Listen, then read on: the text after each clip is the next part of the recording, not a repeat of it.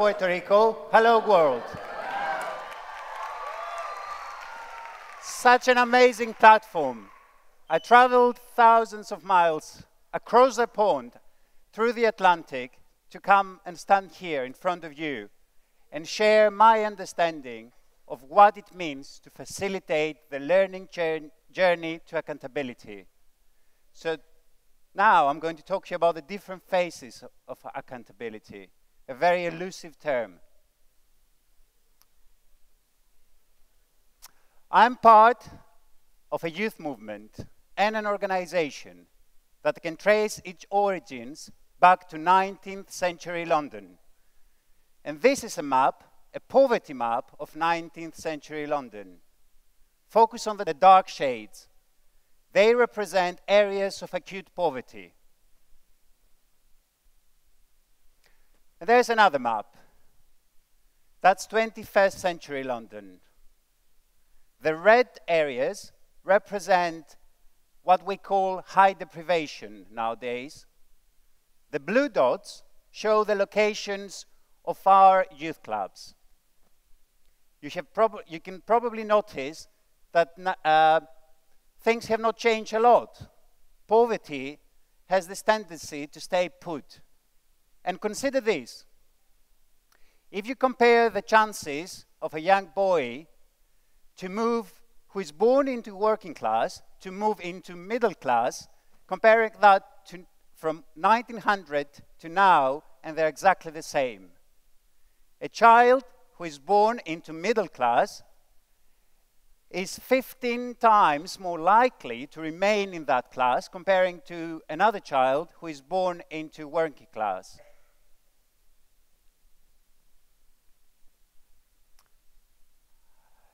London Youth, a network of 400 community-based youth organizations, enables young Londoners, disadvantaged young Londoners, to change their lives.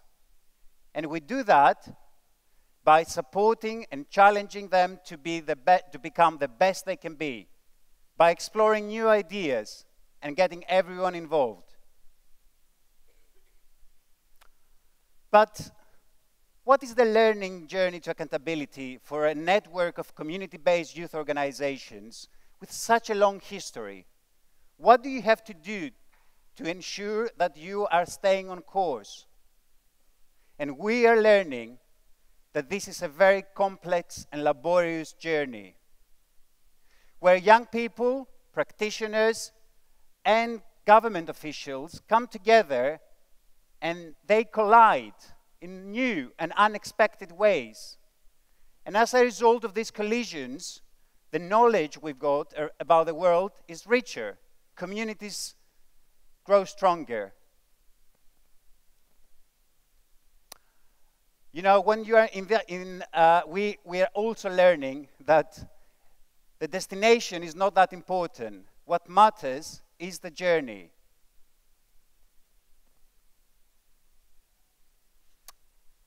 In 2011, 2012, if you look at the statistics, you can see that young people between the age 16 to 18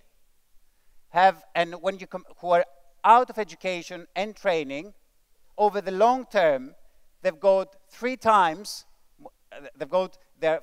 more likely to have depression, 4 times to be out of a job, 5 times to have a criminal record, when you compare them to their peers who are in education and training.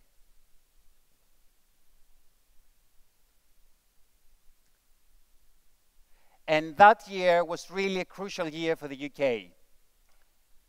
A new government, a new coalition government came into power. They formed their government with a mandate to reduce an unsustainable financial deficit. And they began a radical process. They call it decentralization.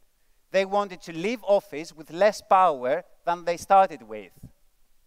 And as a result of this process, they opened up new social markets. They ended public sector monopolies. So nowadays, public service users, they're offered lots of new choices by new suppliers. who enjoy a level playing field that is regulated by the central national government.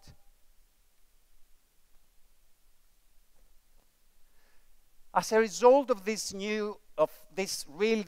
big change in the system, especially the local systems that until now they were actually financing and they were delivering all the youth services, what happened was a reduction of direct grants from government. They suffered almost a 26% cut. So the reduction, that equals to about $500 million US. And that's a lot of money where it comes from. At the same time, we had an expansion of the social finance markets. So that market grew up to the point of almost more than $1 billion US. And all this new freedom, really, the youth organizations felt suddenly that they had the money to generate social and financial return. Youth organizations faced this new challenge and they tried to understand what accountability means in this new environment. Up to that point, we were suffering by really a very varied provision in terms of youth services. Some people call that a flawed system that failed to provide adequate provision for the young people who are hardest to reach. It was very difficult for us to understand what accountability meant up to that point. At the same time, our sector, the system of youth organizations across the nation, realized that it's time as well for them to understand what accountability means. We're all busy right now building an intelligence hub for young people and a platform about what works.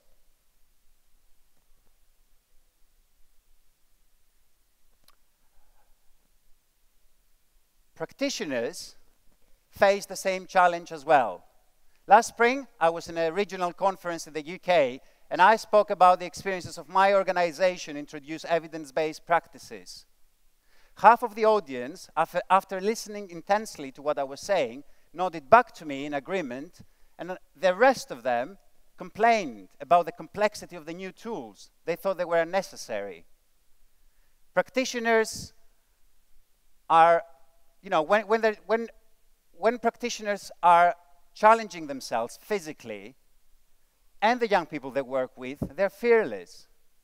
But when they're asked to enter a new territory, a new thinking territory, things look slightly different. And in order to understand why this is happening, we need to delve deeper into their thinking, and we need to face complexity head on.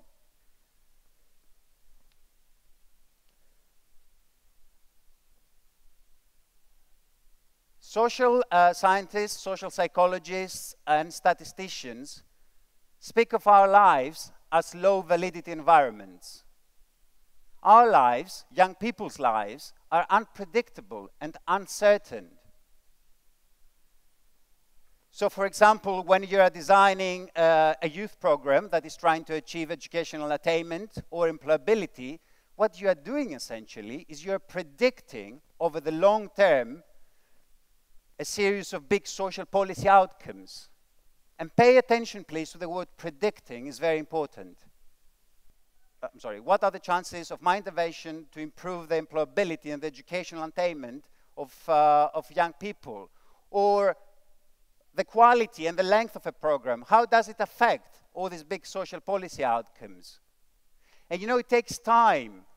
If you're a practitioner and you're working very intensely with your young people, you get an instantaneous feedback.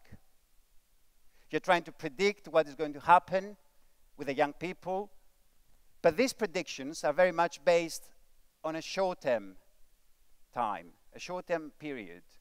It's when we talk about the long term that things become more complex, and that's where we need to see what accountability means, how the long-term prediction really affects the whole conversation. In the UK, We responded to these challenges of the social finance markets, of the complexity, by putting together a framework of outcomes. We identified the key emotional and social capabilities, the confidence, the ability to shape the world around you, the resilience, the determination, the communication skills that really help a young person to achieve the big outcomes, the big benefits to society. And when we did that, we used new tools. We questioned our assumptions. We used theories of change. We call them journeys of change. We use psychometric tools to measure the confidence of a young person before they start the program and after they're finishing our program.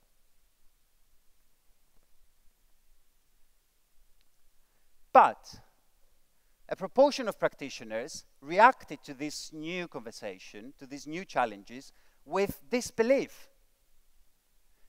And hostility at certain points. They spoke of magic in their relationship between, with their young people. And they said it's difficult or impossible to quantify or measure that.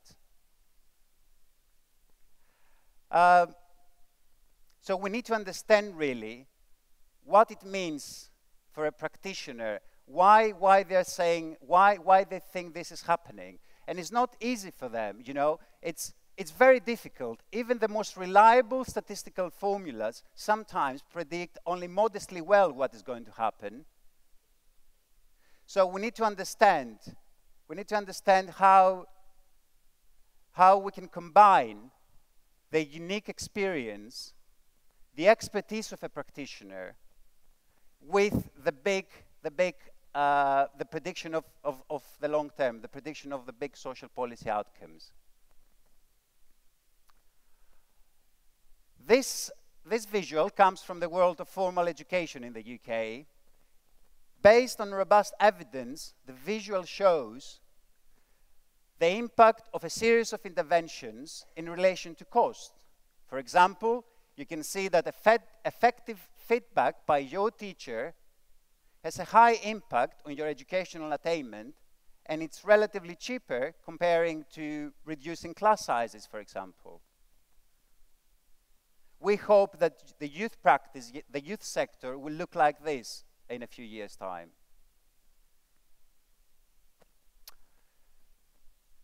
We at London Youth, we worked very hard to achieve clarity of focus. We started our learning journey with a hunch. We published our ideas, and we were certain that good youth work works. And then we put the practitioners at the forefront. We ask them to lead that process. We've got something we call the Journey of Change workshops. We equipped the practitioners with the critical thinking skills so they can lead the journey. They can put their experience, they can use the knowledge that sits out there so that they can produce programs that are clear.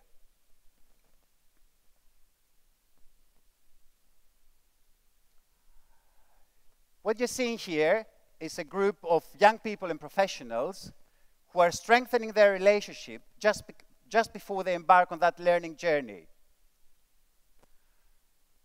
The second man on the right, from the left actually, the second man from the left is Aryan. Aryan is a young man, a young Londoner.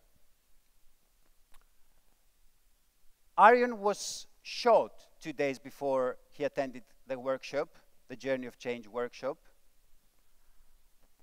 Aryan made the best comments during that workshop.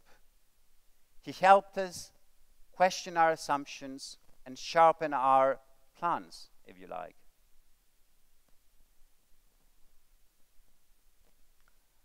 The team worked together, Aryan, his peers, the professionals, and they identified the pathway of change. They started off with access to networks. Then they spoke about the right attitudes to work and the probability skills necessary.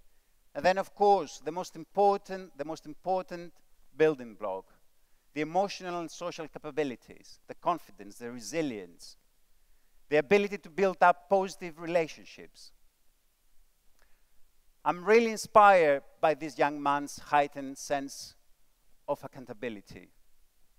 He wanted to change the lives of his peers. That's another phase of accountability.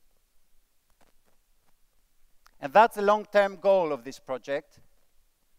Young people navigate a fulfilling career.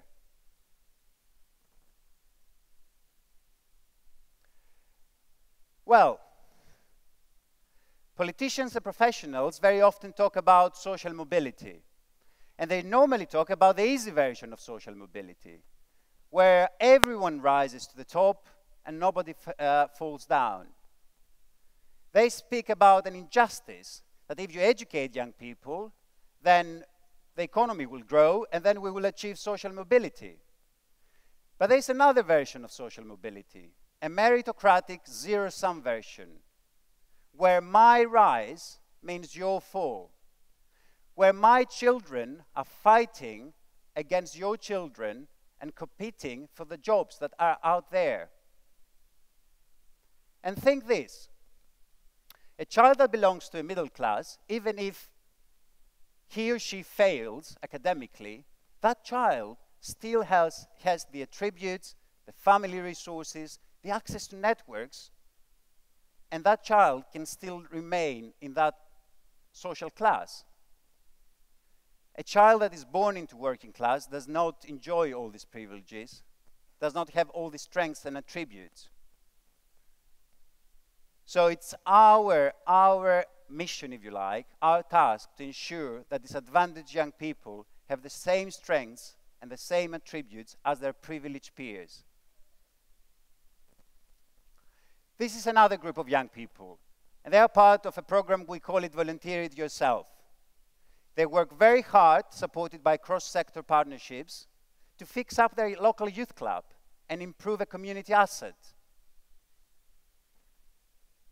The youth club that Arion attends, and other people across London. Youth clubs are physical spaces where young people access support, they address their barriers and learn new skills. But youth clubs are emotional places as well, where young people gain the right emotional and social capabilities so that they can be accountable towards their communities and their peers. And that's another phase of accountability. Us, our ideas, our places are changing all the time. What you see are the different incarnations of what we call a youth club. From a traditional boxing club to a new build which is attached to a school where young people are accessing support in and out of school, to the club on the left of the slide, where you can see it's an old church, decommissioned old church. It started off as a refugee project, and now it's offering services across the community, across the communities of East London, mainly to new migrants who arrived in the city.